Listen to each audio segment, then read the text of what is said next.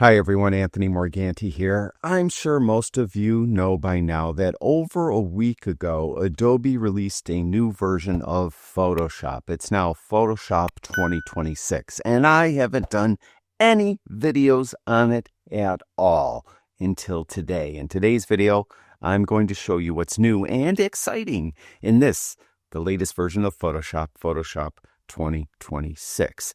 Now, most of this stuff isn't very surprising because we've seen it in beta, but now it's out of beta and in the current version of Photoshop. And the first thing I want to talk about is the improved select subject and remove background. For example, on an image such as this, I could go up to the contextual taskbar and I could select the subject, or I could remove the background. And by default, Photoshop will use your machine for the processing. And in this version of Photoshop, Adobe improved that processing so that you'll get a better subject selection or a better background removal. Now, I changed my defaults, so when I do this, I don't use my machine to select the subject or remove the background. Instead, I use Adobe servers to do that, and Adobe improved that as well. Now, for those of you not really following what I'm talking about, if you go to Photoshop Preferences or Settings, which on a Mac is under the Photoshop 2026 menu, on a PC it's under the Edit menu. And if you go to Settings and you go down to Image Processing, you'll notice right at the top there is an option, Select Subject and Remove Background. You can see I have mine set to Cloud. By default, though, it will be on device. If you change it to cloud, you'll get the best selection or the best background removal possible. If you keep it on device, it will use your computer to do it. And as I mentioned, in this version of Photoshop, they've improved that process. Now I'm going to leave it on cloud, and let's just remove the background. So I'll go up to the contextual taskbar and click on Remove Background. And you'll see that it does a great job. Just one click and it removed the background perfectly. Now again, they've improved it for your computer as well. So if you don't want to send the image up to the cloud and have Adobe servers do it, and you want your computer to do it, they've improved that as well. They've also improved it for the cloud, though, and that's what I prefer to do. Now, the next thing they've done is they brought Harmonize to the current version of Photoshop. It was in beta for a while.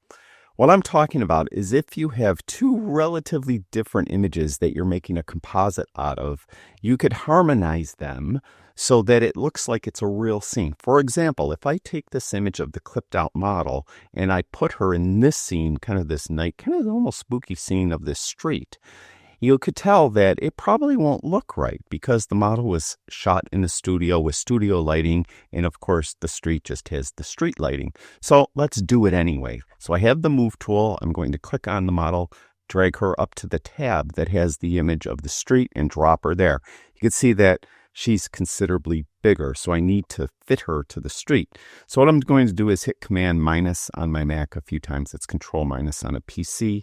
Then I'm going to hit Command T to go into free transform mode. That's Control T on a PC.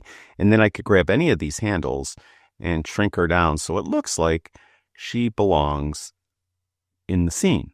So just like right about maybe there.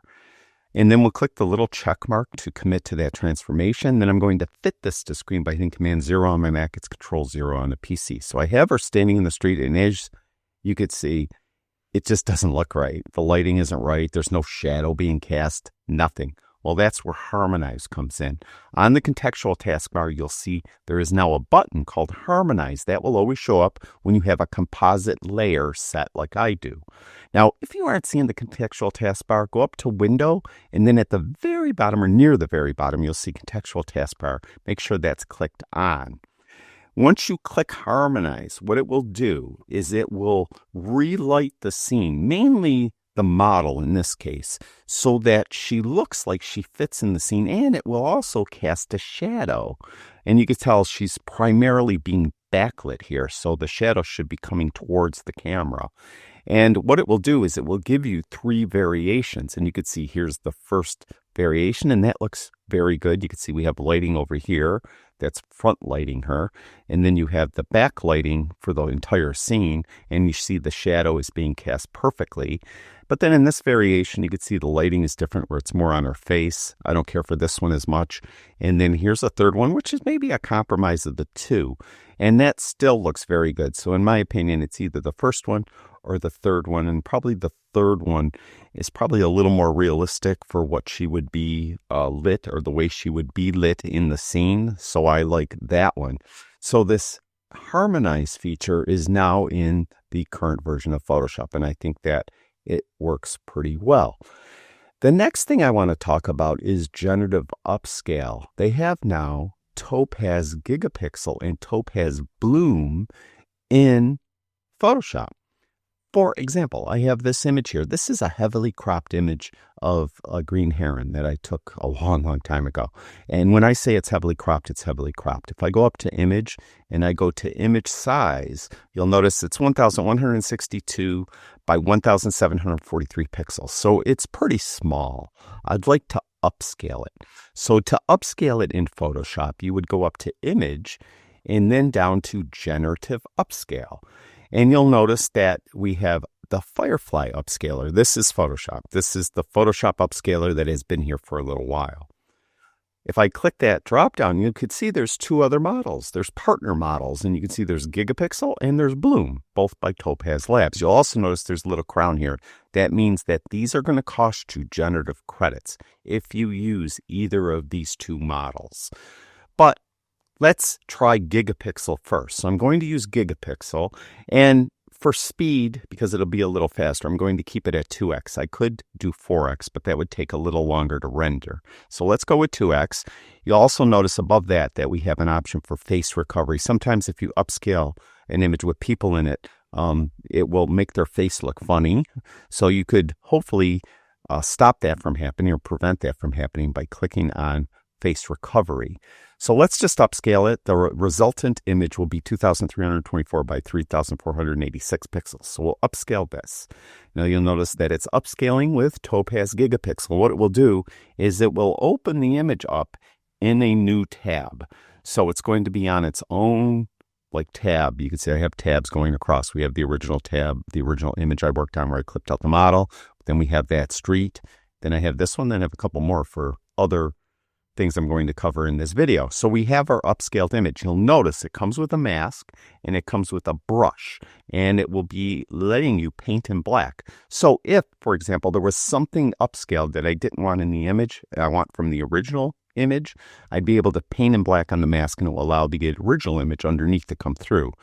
There's the original image underneath. You can see it looks pretty much the same. Now, if I fit this to screen by hitting Command 0 on my Mac, you could see, okay, this is our upscaled image, all right? This is using Gigapixel. Let's go back to that original image, which was right here, all right? Let's try Bloom. So let's get rid of the brush, all right? So let's try upscaling with Topaz Bloom so we could just look at the differences. So we're going to go, again, going up to image. Then we're going to go to generative upscale. And then instead of using Gigapixel, let's use Bloom. And again, we'll keep it at 2x. But notice Bloom has this creativity slider. Bloom is actually going to probably change the image quite a bit as far as the bird, like the feather detail and stuff like that. Gigapixel does too, but Bloom is going to probably bring it to another level of like artistic interpretation. So the feathers will look a little bit more edited compared to Gigapixel. Now, I could be here forever and try this at all different values, but by default, it's right in the middle at 5. Let's leave it there and just do upscale again. So again, it is going to take a little time to do this. It's saying its estimated time is 1 to 3 minutes. That's a pretty broad space of time, in my opinion. But what I'll do, so I'm not just blabbering, is I'll pause the recording, and when it's done, I'll restart the recording. Okay, I've restarted the recording. You can see we're at the very end of the kind of progress bar there. So we'll let that finish up. And then as before, it's going to open up this enlarged image in its own tab. and we'll take a look at that. And eventually what I plan on doing is comparing everything to everything else. So here's this bloom image. Again, it gives you a mask and it gives you a brush. You could paint in black on the mask to bring the image below to life. So you could see here, it's changed the feather detail quite a bit on the bird. So it's not really the same bird, but let's resize it by hitting Command 0 on my Mac. So this is the bloom tab. Here's the gigapixel tab. And then we're going to jump back to our original image tab here. So just for the sake of completeness, let's enlarge this using Photoshop Firefly so we could compare all three to each other. So again, I'm on the original image. We'll go up to Image, Generative Upscale, and we've already used Bloom, we've already used Gigapixel. Let's just use the Firefly Upscaler. Again, this is just Photoshop. The only option we have is the scale. We're going to go with 2x and we'll click Upscale. So, well, again, this is going to take a little time to do it, not as long as Bloom took, but it will take some time to do it. Then my plan is I'll move all of these different versions on top of one another, and then you'll be able to take a look at them. Okay, now here is the Photoshop version. I'm going to fit it to screen by hitting Command 0. Okay, so the Firefly version is the Photoshop version. This is the Bloom version. Let me get the Move tool, and we'll drag that up to the tab that has the, which is way over here, has the other version. Hold the Shift key down so it drops it right on top. So now we have the Firefly or Photoshop version, the Bloom version. Now let's go to the Gigapixel option and click on that and drag that up to that tab. Put it over the top, hold the Shift key down so it goes right on top, and let go. So now you can see we're looking at the Topaz Gigapixel layer. This is what Gigapixel did. Below that, I'll turn that off. We see the Bloom layer. Below that, we see the actual Photoshop upscaling. Now, if I zoom in so you can get a better look, I'll hit Command plus on my Mac a couple times. Then maybe I'll just kind of scroll down this way and this way so we can see the head of the bird. Now this is, let's turn that off for a second. Here's the original image, okay? Just kind of up, stretched bigger. So that has no like AI done to it at all, just the original image. And you can see it's a little blurry. And then with the Adobe Photoshop Firefly upscaling, we got this, and you can see it's sharper. You can see the feather detail is pretty much the same. It just made it sharper. Now this is the Topaz Bloom version. Now you can see the feathers are totally different. There's a totally different feathers there. So it, did a nice job. It looks nice, but it isn't the same bird I took the photo of. Now here is the Topaz Gigapixel version, and you could see that. Now maybe so we could better compare these, why don't I drag this Gigapixel layer underneath the Bloom layer, because the Bloom layer is the most kind of artistically rendered version. So we could see this, and you could see the feather detail looks, to me, beautiful again, and it's really nice, but it's really not the bird, I took. Here's the Gigapixel version. Here is the Photoshop version. I like the Photoshop version best, tell you the truth. Everyone's different. That doesn't mean I'm right and you're wrong. The Photoshop version does have more noise in it, but I do like the Photoshop version a little better. There's the Gigapixel version, and there is the Bloom version. So there you go. Hopefully you get an idea of what you have to work with now in the current version of Photoshop. Now you'll notice this kind of weird white line going around some of these.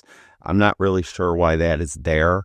And I really, I would imagine that's just something to work through and it will be corrected down the line. But you could see how it's kind of got this white frame kind of around it, a part of it at least. Not really sure why that's there. And I haven't read anyone talking about it, so I'm not sure what's going on with that. So let's go on to another image here. What we're going to talk about now is Generative Fill has now Nano Banana in it and has that other model too, Context or something. I'll show you to you in a minute. As you probably know, for a while now, Photoshop has had Generative Fill in it. And with Generative Fill, you would generally select a part of an image and then tell Photoshop what you want in that area. So for an image such as this, in the past, like I would draw a circle around the couch, and I would say maybe put children on the couch, or then maybe I put a selection around the face of the television, and I tell Photoshop to put like a TV show on, and it would do it. Results vary, but it would do it. With the other two now models that are included, that Context Pro, I think it's called, and Nano Banana, I don't really have to do exact selections. I could just select everything. So I'll just hit Command A to select the entire scene. All right, so we have the entire scene selected. You can see there's there's marching ants going around the entire thing. Then all you need to do is go up to Generative Fill and type what you want. But over here, right now, it's using the Firefly or Photoshop model. We don't want to use that. We want to use either Flux Context Pro or Gemini 2.5 Nano Banana. I found that Nano Banana is superior to Context Pro. I did see a headline. I didn't watch the video though. Somebody did a video saying how good Context Pro is. I believe them. I just don't know how to use it personally to make it look good. For me, Nano Banana always outperforms Context Pro. So I'm going to use Nano Banana, and then I'm going to type a relatively complicated prompt.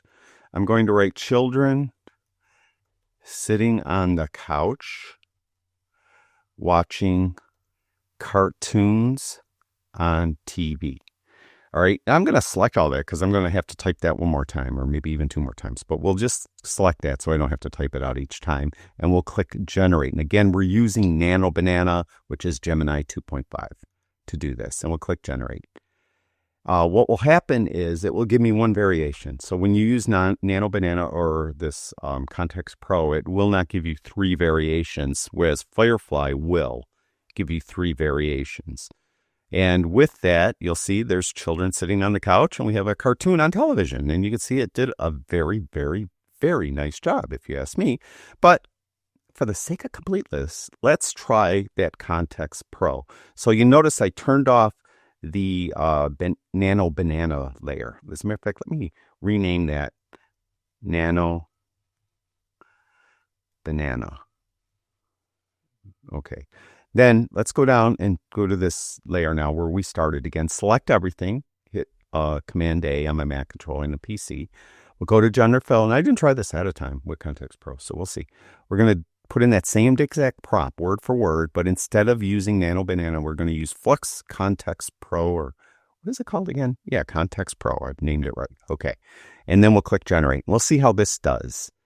I don't know how it's going to do because I didn't try it. I did try using just Photoshop to do this, so I know how that's going to come out, but I don't know how this one's going to come out. So let's see. I don't know. We'll see. Actually, this is excellent. The kids look kind of weird, but that's mainly too. I should add what I found is with the Flux Context version or model, often the people look like bad. They just don't look right. I like that it put kids on all the couches, but if you look closely at their faces, by zoom in by hitting Command Plus a few times and kind of scroll over, you can see that their faces are bad. So it didn't do such a great job there. So it did work out pretty well. So we'll just change this to that Flux. I'll just put Flux there. Okay, so there's the Nano Banana version. Here's the here's the Flux version. You can see it kind of resized the entire image too. And there is the original image. So let's go back to that original image. And for the sake of completeness, let's just have Photoshop do this. So again, select everything, hit Command A, go up to Generative Fill. I'll put in that same exact prompt, but we're going to then change the model to Firefly version 3. And we're going to click Generate. And the plus side of this is it's going to give me 3 different variations, whereas the other 2 models just gave me a single variation. The minus side is it's going to fail miserably. It's not going to be able to know where to put those children in the scene.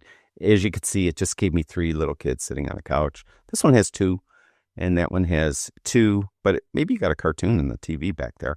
But you can see how it just didn't work, whereas the other 2, at least, almost worked like that. So yeah, take it for what it's worth. I don't use generative fill like ever, so it's not going to be something I'm going to worry about. But again, if you're using it, you're probably better off using Nano Banana right from the beginning. You'll generally get better results. Now, the final new thing I want to talk about is a new adjustment layer. Yes. Over here on the right-hand side, you can see I'm in the photography workspace. By the way, if you go up to Window, Workspace, you'll notice I'm in the photography workspace. If your Photoshop doesn't look like mine, you're probably in like the Essentials workspace, which is the default workspace, which looks different. But again, I prefer being in the photography workspace. And you'll notice I have the tab here, Adjustments. There's a new adjustment layer, Color and Vibrance. With Color and Vibrance, you can, as the name implies, adjust the color. You could add vibrance or saturation. But it also has a temperature and tint slider, and this is great because in order to adjust white balance in Photoshop, historically you probably had to go to Camera Raw to do it, or you had to do it a different way. Now you just have a drop down, which in this case we'll just say custom, but you do have the eyedropper, you do have the sliders. You could just manually try to dial in a white balance, or you could use the eyedropper. And with the eyedropper, just click on something in the scene that shouldn't have any color on it in real life. For example, her white fur.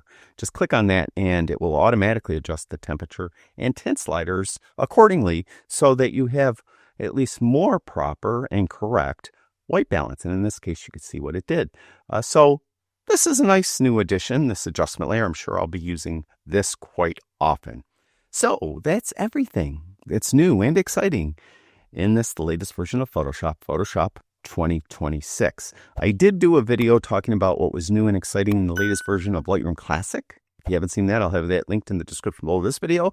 And I plan on doing a video within the day or two talking about what's new in the latest version of Lightroom CC. It's just called Lightroom, but a lot of people call it Lightroom CC or the desktop version of Lightroom. Look for that video coming very soon. Thank you, everyone who watches my videos. I really do appreciate it. Talk to you guys soon.